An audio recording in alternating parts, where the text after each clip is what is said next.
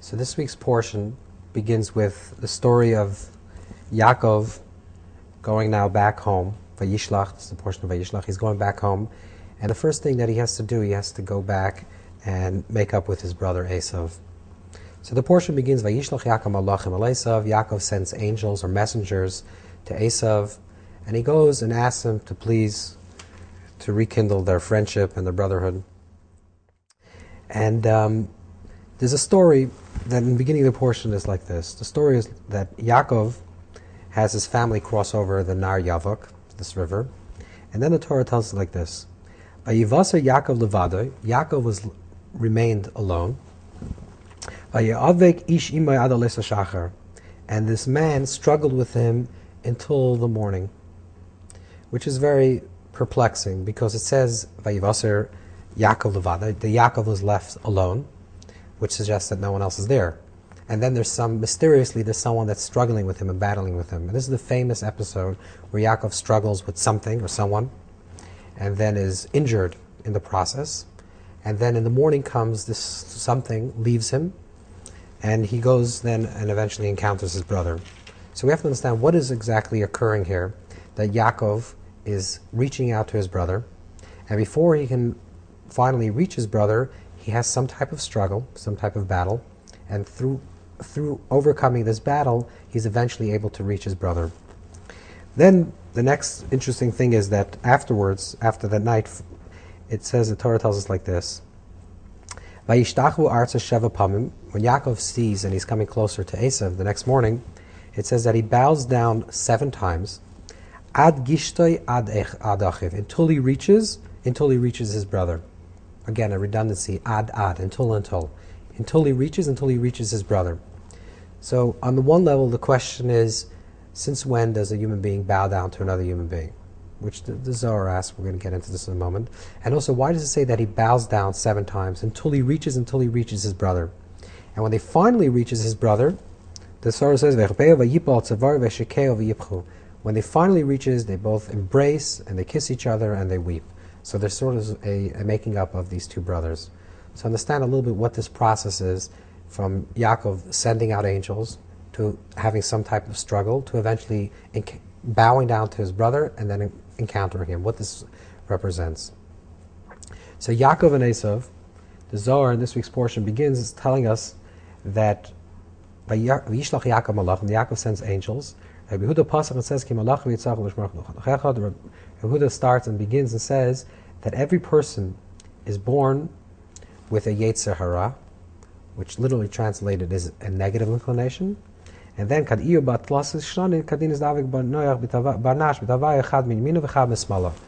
eventually, at a certain point of time, a person receives also what is called a Yetzer Tov, a good inclination. So the Zohar, and then later the Ari, see Yaakov and Esav as an embodiment, qualities of Yetzer Hara, negative inclination, and Yetzer Tov, positive inclination. So let's just understand this. When Yaakov is left alone, Vayivasar Yaakov levado, and he's encountering Ish and he's having a struggle with this person, the classic interpretation is he's fighting with the Sar, the prince of Esav, which can be understood both as an objective battle, something that he's fighting, something outside of himself, but it can also be understood deeply that he's struggling with his own inner Esav. In order for him to re-encounter his brother, Yaakov asks himself a very fundamental question. Yaakov leaves his father's home as a very peaceful person. He's a Yoshev Ol, he's a man of the tents. He goes through this process of the last week's portion. He accumulates a lot of wealth. He has many wives, lots of children. He looks himself in the mirror and says, who am I now? Am I still the same? And I'm coming home now. Am I still the same person that left? Am I coming home the same person? Or have I completely transformed myself into something that's unrecognizable? So Yaakov struggles with his own personal Esav. Yaakov representing the good inclination, struggling with his negative inclination. And I don't mean this in a way that's negative, but in terms of the ego, that this represents the ego. There's a part of ourself that's transcendent and desires only spirituality and things that are lofty, and there's a part of self that's very imminent and desires things of the body, food and eating and drinking, whatever it needs to sustain its own existence. So there's an inner struggle within Yaakov himself, and he's battling himself, asking, am I the person of the transcendence, or have I also become the embodiment of the person that has physical needs and desires those physical needs? So there are two stages here. The first stage is the recognition that there are two different forces within the human being. And this is an important recognition, because most times people say, I don't want to be a hypocrite. I do good. Okay, I'm going to say from now on, for the next 30 days, or for the next year, I'm going to make a resolution and I'm going to tell the truth. I'm going to be an honest person. And then one day they slip. So they say, you know what, I slip. I'm really not honest. Might as well not be honest. But if you recognize that there are two voying forces within you, there's a part of you that's pure and transcendent. There's a part of you that's just ego-based. And you understand that it's a constant struggle. That in itself eliminates the concept of hypocrisy, because I'm trying my best. I'm working on perfecting my good self. And I'm struggling with my negative. And I'll overcome it. So even though I stumble, it's not one me that's stumbling. It's part of me that's stumbling. But part of me always remains pure. And therefore I can overcome that negativity. That's the first stage. Then there's something that goes deeper than that. Yaakov struggles with that inner inclination. At the end of the night, meaning when the sun is rising, which represents when things are becoming clear, he finally sees that he doesn't have to struggle. It's not a battle, this or that. There's a way to include both his lower self in the context of his higher self.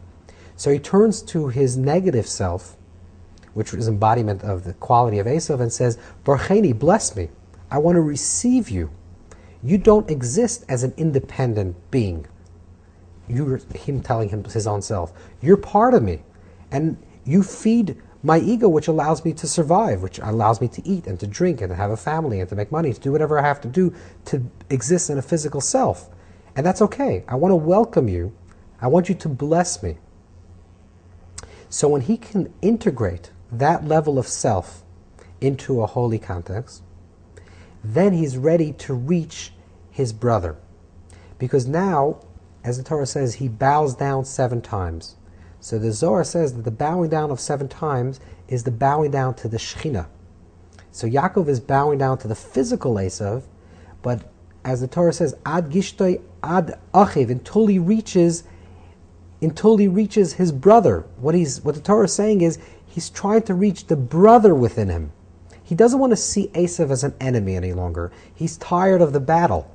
He's saying, inwardly he's saying, I have struggles within myself, and I know there are different forces within me, but I want to see the different forces not as forces that are enemies to each other, but the forces that have the positive quality, even in something that seems to be negative, until I can find the brother within my own negativity, the brother within my ego.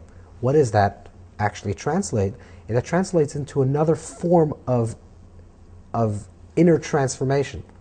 Because on one level of transformation, you're saying, I know deeply that my higher self is spiritual, is pure, is holy, is noble, desires only things that are perfect. My lower instincts push me into the direction that's negative. So I make a choice. I say, I want to be this person and not that person. And I struggle with this. The higher recognition that Yaakov has is, it doesn't have to be a struggle anymore. Because your lower self can also bless you, can be a source of blessing. There's a brother within that lower quality. There's a brother, meaning there's a positive quality, a positive energy, even what seems to be the negative self. Because the ego is not purely negative, it's also an angel. And it was created. There's angels that surround us. This is one of the angel qualities that we have. The ego. The negativity of the ego is when the ego leads to evil. When it's just about the self and the self alone, then it just becomes about me and not someone else, and then I destroy the other person in order to survive. The trick is to take the ego and make it more transparent. Not to eliminate the ego, but the transparency of the ego. That the ego exists, and I do have physical desires, and I have certain needs, but to understand that even my needs that are physical, I can put them within a context of my spiritual self, of my transcendent self, and then I can receive blessing from all my levels of self.